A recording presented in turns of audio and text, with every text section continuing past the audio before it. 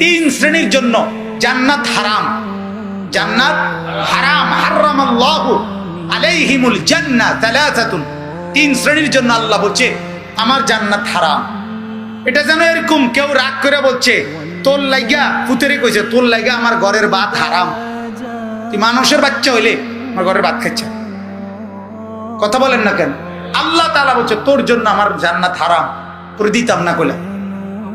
কে? এক নাম্বার মুদমিনুল খামর, যে শরাব মদ পান করে, নেশাখোর। কে বলেন? নেশাখোর। মদ, গাঁজা, ফেন্সি, ইয়াবা, ট্যাবলেট, ইনজেকশন জাতীয় যা কিছু নেশা করে, এই নেশাখোর তুই নেশাই করে যা, তোর জন্য জান্নাত হারাম। খা, তুই খা, আরেক বোতল খা, খা বেঈমান খা, বাবাও খা, দাদাও খা, তোর সাসারেও খা, তুই 14 গোষ্ঠী খা।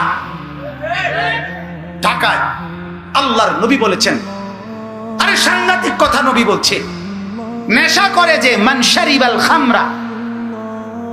এটা আমার বলতো মানে কলজা কাঁপ দে।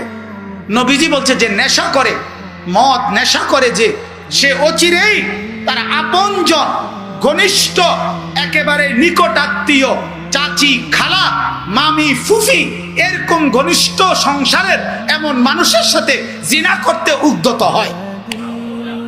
ফাকাদ ওয়াকা আলা খালাতিহি ওয়া আম্মাতিহি।